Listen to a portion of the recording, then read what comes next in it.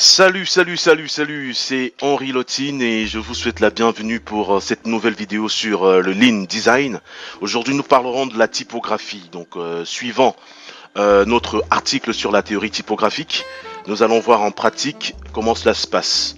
Donc, la typographie en Lean Design, c'est tout simplement des hacks pour choisir rapidement la bonne police ou la bonne combinaison de police pour votre marque, pour votre logo, pour votre startup, pour votre app. Donc tout ce que vous avez besoin de faire en tant que startup.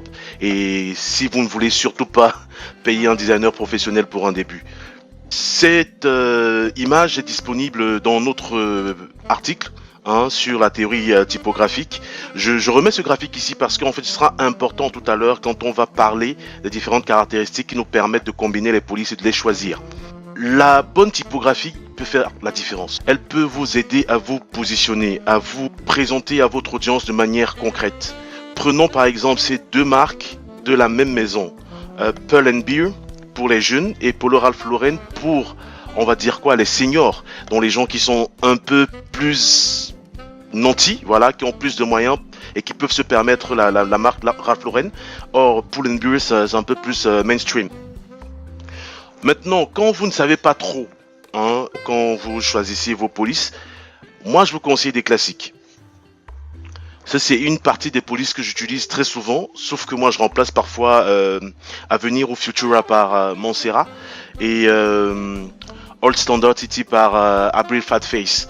Donc ce qui est intéressant, c'est que la plupart des polices gratuites aujourd'hui sont utilisables, notamment celles qu'on trouve sur Google Fonts ou bien Fontsquarer ou bien des sites semblables.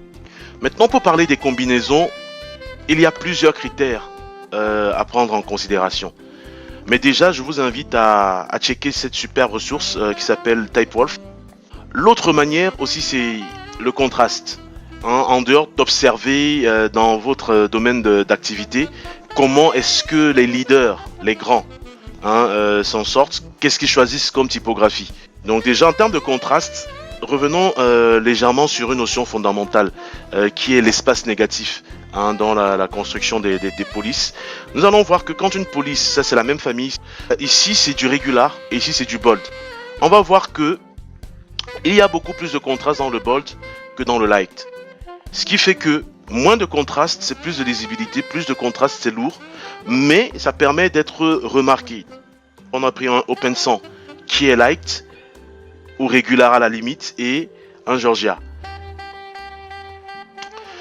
Et aussi l'autre méthode, c'est la fonderie. Les fonderies, la plupart du temps, ont un ADN. Et ça, c'est un super site que je vous recommande, Type Foundries Archive. Par exemple, Tinos et Open100 ont été conçus par la même fonderie. Donc, il y a quelques traits génétiques qui vont pas forcément se ressentir du premier coup. Mais quand on observe bien et qu'on a un œil un peu averti, on peut voir des ressemblances. Je vous donne un indice, comparez les E. Ok? La famille de police aussi, on n'a pas forcément besoin de choisir des familles de police différentes. On peut utiliser une même famille de police dans une composition. Prenons le cas d'Helvetica ici. Donc ça, c'est la voie de la sécurité. La hauteur d'X, voilà, vous vous rappelez le graphe que j'ai montré au début. La plupart des graphes professionnels se servent de la hauteur d'X des différentes polices de caractère pour les appairer ou les combiner. C'est la même chose, voilà. Lato et Meriwether ont exactement la même hauteur d'X. Voilà. Il y a aussi une autre option. Voilà, la super option, c'est celle du vol. Mais maintenant, c'est autorisé parce que aujourd'hui, avec la démarche déjà de Apple, ensuite de Google par rapport au material design, ils vous permettent d'utiliser des standards pensés par des professionnels. Un peu de maths. Il est admis ou accepté que la taille de police du corps de texte multiplié par 1,96 est égal à la taille de la police du titre. Et je vous invite à regarder l'article de près parce qu'il y a un article qui accompagne la vidéo pour avoir plus de détails par exemple sur la longueur des paragraphes qui s'appelle la mesure. On propose généralement 55 caractères, pas 55 mots, 55 caractères. Et je vous invite à vous procurer mon livre sur les logos qui rappelle toutes ces notions avec un peu plus de détails. C'est vrai que c'est adapté au logo, mais ça peut vous servir notamment pour les techniques de mise en page et de composition typographique.